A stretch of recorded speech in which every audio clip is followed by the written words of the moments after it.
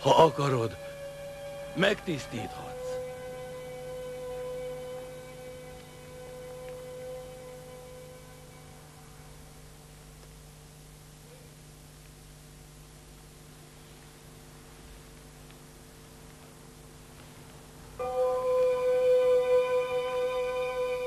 Jézus kinyújtotta a kezét, megérintette őt, és ezt mondta.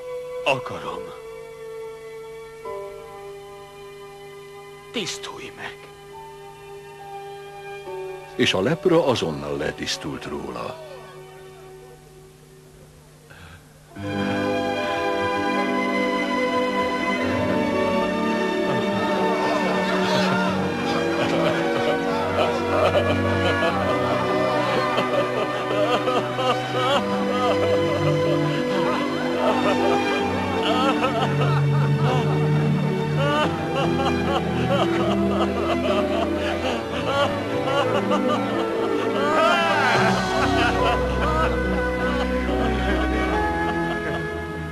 Ekkor így szólt hozzá Jézus.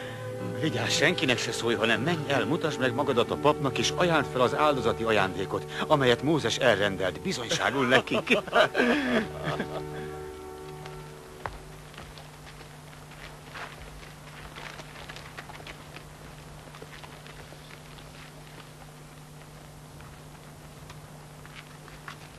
Amikor Jézus Kapernaumba érkezett, odament hozzá egy százados, és kérte.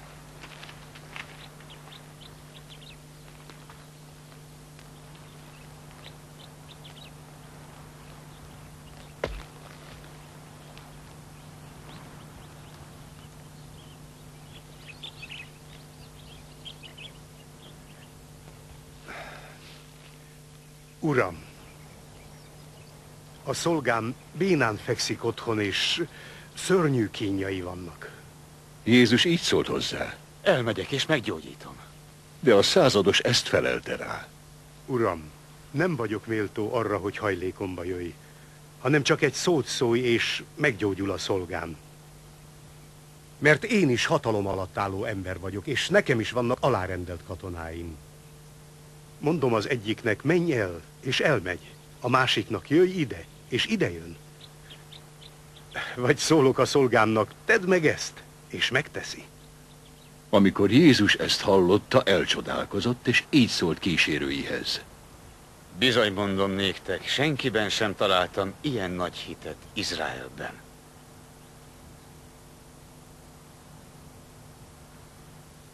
De mondom néktek, hogy sokan eljönnek napkeletről és napnyugatról, és asztalhoz telepednek Ábrahámmal, Izsákkal és Jákóbbal a mennyek országában. Akik pedig Isten országa fiainak tartják magukat, kivettetnek a külső sötétségre. Ott lesz majd sírás és fogcsikorgatás. A századosnak pedig ezt mondta Jézus. Menj el, és legyen a te hited szerint.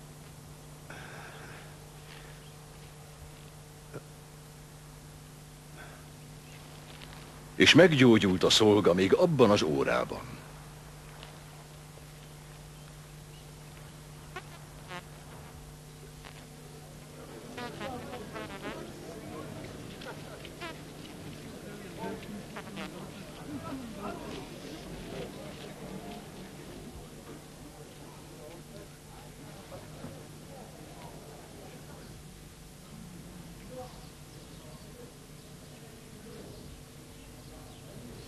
Amikor Jézus Péter házába ment, látta, hogy annak anyósa fekszik és lázas. Jézus megérintette a kezét, és elhagyta az asszonyt a láz, az pedig felkelt és szolgált neki.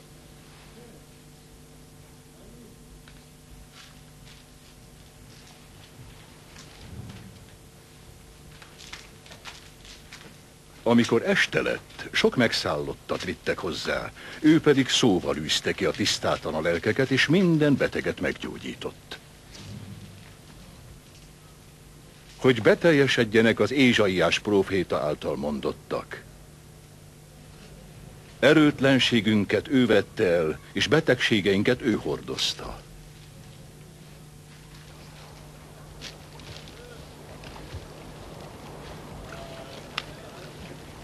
Amikor Jézus meglátta maga körül a sokaságot, úgy rendelkezett, hogy keljenek át a túlsó partra. Egy írástudó odament, és így szólt hozzá. Mester, követlek, akárhová mégy. Jézus így válaszolt. A rókáknak van barlangjuk, és az égi madaraknak van fészkük, de az emberfiának nincs hova fejét lehajtania.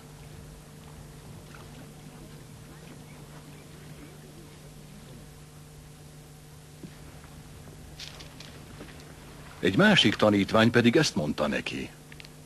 Uram, engedd meg, hogy előbb elmenjek és eltemessem az apámat. De Jézus így szólt hozzá. Kövess engem, és hagyd a halottakra, hogy eltemessék halottaikat.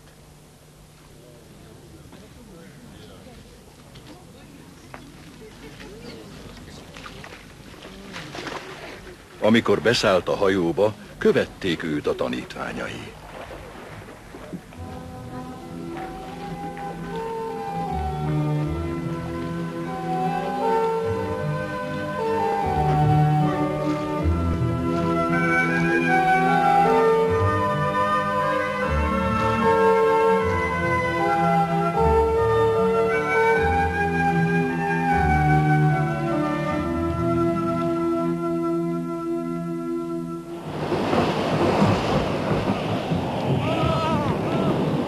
És íme nagy vihar támadt a tengeren, úgy, hogy a hajót elborították a hullámok, ő pedig aludt.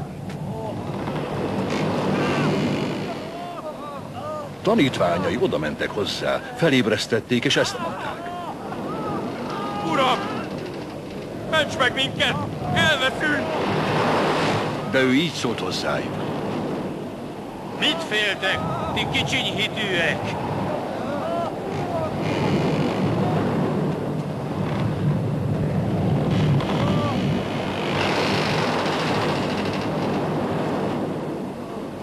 Majd felkelt, ráparancsolt a szelekre és a tengerre, és nagy csend lett.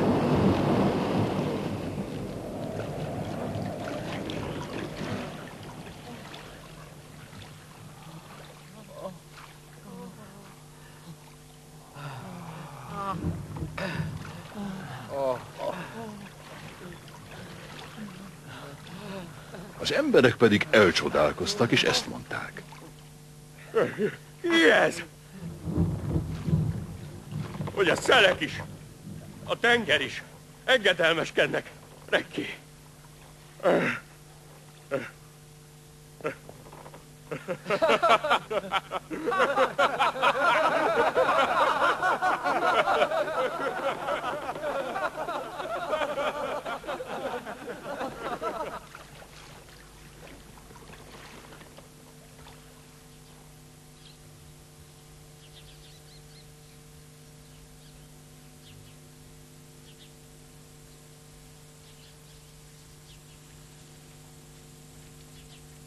Amikor a túlsó partra, a gadaraiak földjére ért, két megszállott ment elé, akik a sírboltokból jöttek elő, és nagyon veszélyesek voltak, annyira, hogy senki sem tudott miattuk végigmenni azon az úton. És egyszerre felkiáltottak. Mi közünk hozzád, Isten fia? Azért jöttél ide, hogy idő előtt meggyötör minket! Tőlük távolabbra volt egy legelésző disznónyáj. Azért ezt kérték tőle az ördögök. Ha kiűzöl minket, küldj a disznónyájba! Ő pedig ezt mondta nekik. Menjetek! Akkor azok előjöttek, és belementek a disznókba. És íme a meredekről a tengerbe rohant az egész nyáj, és beleveszett a vízbe.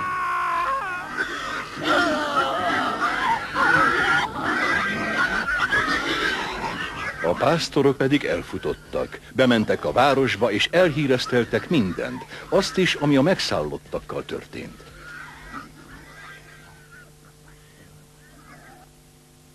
Akkor azután az egész város kiment Jézus elé. És amikor meglátták, kérték, hogy távozzék el határukból. Jézus hajóra szállva átkelt, és elment a maga városába.